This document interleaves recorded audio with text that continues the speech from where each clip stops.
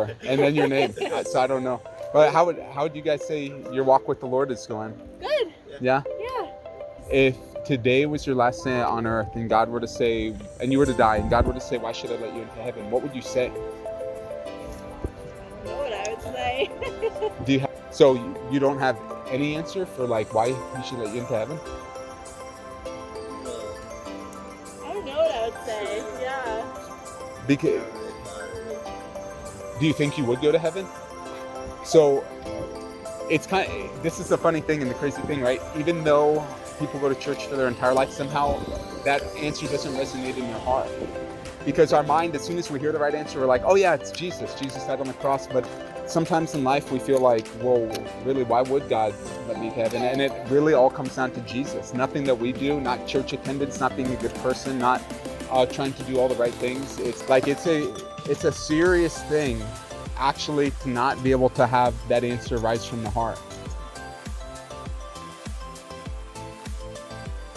Hey everybody, thanks for checking out this video. I wanted to give a little bit of a quick rundown.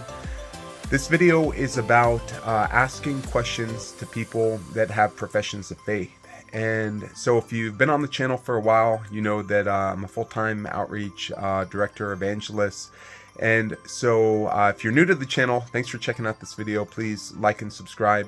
But it's so important when we meet people that have professions of faith to ask a few more questions. And so I wanted to give this little video here in the middle of this so that I could encourage everybody to really take to heart why I'm putting this up. When we meet people, or if you have a heart to share the gospel and you meet people, there's going to be times where people say, hey, you know, my walk with the Lord is good, or I've been going to church all my life. And it's not enough to just say, hey, praise the Lord, that's great. Because in order to properly minister in the situation, at least for me, I have to ask more questions. So as you're going to see in this video, I began to ask some more questions, and sadly, the couple that I was talking with didn't really understand why God should let them into heaven. They even didn't have assurance of their salvation.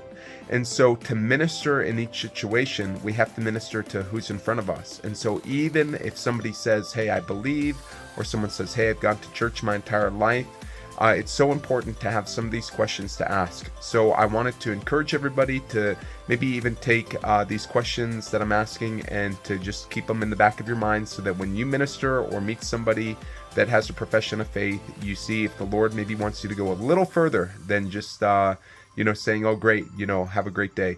So God bless, and thanks for watching the video. Yeah, like Slavic that one day.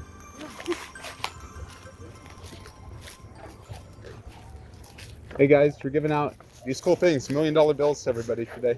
Talks about God's great love for each person. Thank you. Awesome. You should check it out. Has anyone told you guys about what God did to show His love for each of us? Yeah, we go to the Bridge Christian Church. Oh, really? Yeah. That's cool. We've gone there our full life, pretty much. Yeah. Have I met you before? I feel like you look familiar. I don't know if I ever have. What's your name? Nico? Haven't we met before? Have I ever met you at Winter Haven, the fair? I don't know. I feel like I've met Nico before. You know? How old are you? I'm 26. I don't know. I don't think Did you go to like... Well, I'm 29, about to be 30, so I don't think we went to the same high school together. Okay. But I feel like I've just seen you. I run an outreach ministry in Tucson, so I actually meet like a ton of people. Yeah. Like, I don't know if you've ever gone to Winter Haven. We'll like do stuff there. Gave out like hot chocolate for a couple years there and stuff like that. So I don't know. Have you gone to like church camp or anything? Like no. Okay. Well, So we used to go with the team program to like Winter Haven and stuff a lot. Yeah. I don't know. I just feel like seen you before, and then your name. So I don't know. But how would you guys say your walk with the Lord is going? Good. Yeah. Yeah. I always ask this to everybody. So Yeah. even though I may have already asked you this, if I have met you in the past, it's a good question. Like, No, it is. if today was your last day on earth and God were to say, and you were to die, and God were to say, why should I let you into heaven? What would you say? I don't know what I would say.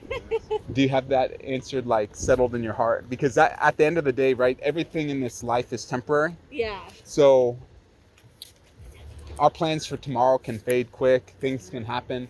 Like, God's most important concern in our life is our eternal understanding of, like, where we're going to spend eternity and what is necessary for us to be right with Him. So you don't have any answer for like why he should let you into heaven? Well, I don't know what I would say. Sure, Yeah. I Because never really thought of it. do you think you would go to heaven? You said you'd gone to church for your entire life, right? Or do you still go there to the Yeah. bridge every Sunday? She goes. Yeah, I work go on with the Sundays. kids. He got a new job, so he's been working on Uh-huh. Sundays. So, but you've been in church for a long time, right? So what is it? What's the thing that keeps us from God? 3-letter word. Sin. Can anything we do ever take away our sin? What did God do to take away our sin? Died on the cross for us. So it's this is the funny thing and the crazy thing, right? Even though people go to church for their entire life, somehow that answer doesn't resonate in their heart. Because our mind, as soon as we hear the right answer, we're like, oh yeah, it's Jesus. Jesus died on the cross. But sometimes in life we feel like, well, really, why would God let me to heaven? And it really all comes down to Jesus. Nothing that we do, not church attendance, not being a good person, not trying to do all the right things. It's literally that Jesus Christ died on the cross for your sin, my sin, your sin, all of our sin, her sin, so that we could be forgiven. That Jesus actually paid the debt. It would be like if this was real money, and you were in super big debt and you could never pay it off. And God in his love actually just says, I'm going to pay your debt for you. But he doesn't pay it with bills. He pays it with his own blood. Yeah. So I don't know. What do you guys think? Do you believe that? Do you? Yeah, I think that's awesome. That he's willing to forgive Oh. and do that. Have you felt like you've experienced that personally in your heart? What? That revelation that Jesus actually had to die for you. That if it wasn't for that, like your sin would actually lead you to eternity separated from him. Oh, yeah. When did that happen for you? You got baptized at like 17? 2012? Before that? 2012, yeah. Yeah. And how about you? When did that happen for? Got Has that happened? baptized in 2009. Uh-huh. Well, I mean, more than just being baptized, have you ever had that kind of like revelation or understanding, like, wow, Jesus literally died for Oh, my yeah. sin? Yeah. Yeah, Uh-huh. probably when I was really young. Mhm. My parents have always been really big into talking about this kind of stuff, and Mhm. So, do you feel like there's anything pulling you, like in life, away from Jesus? Busyness or Busyness, confusion yeah, or 'cause anything? work and stuff, yeah. What do you do?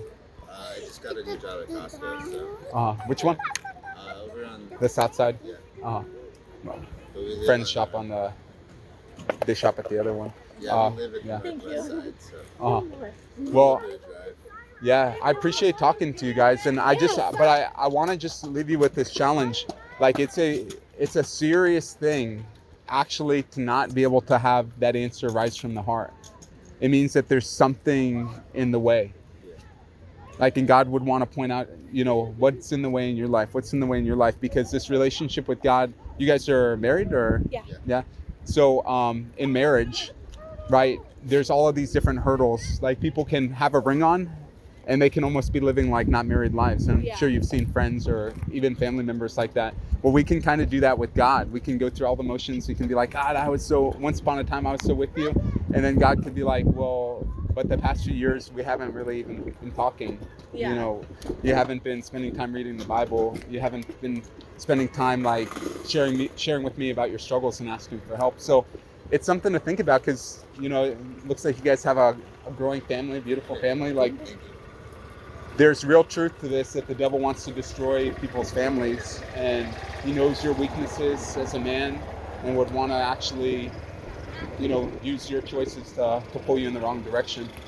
So we, and your weaknesses too, like as a woman. So our encouragement, do you guys ever read the Bible together as a married couple? Yeah. Yeah, we used to all the time. Do you ever make a practice, or so? It's been a while. Yeah, probably. He doesn't get home till really late. We really don't see each other very much unless we both have the same day off. Do you work too? Yeah, I'm a teacher. Oh wow, so that's like a really busy life. Yeah. Well, I know life can be busy, but there's this verse. It goes, seek first. Do you know it? Seek first, and then everything that you need will be given to you.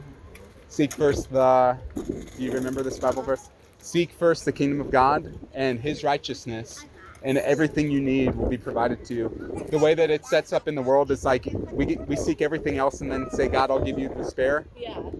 And we never end up giving God any time, and we never even get what we really need. Where it's like if we put Jesus first, things work out. So it's something to think about. And if you ever need any prayer or anything, this actually has my number on the back, the bill. Yeah. Or even a friend or somebody to talk to, or Appreciate that. yeah. Yeah, thank you. Yeah. It was good talking to Nico, right? Nico, yeah. What's your Okay, name? David. David? I feel like I've met you before. Maybe, who knows? Maybe I got Yeah. a familiar face. I don't know. The name, it's the name, Nico. Okay, Thank take you. care. Have a good one. You too.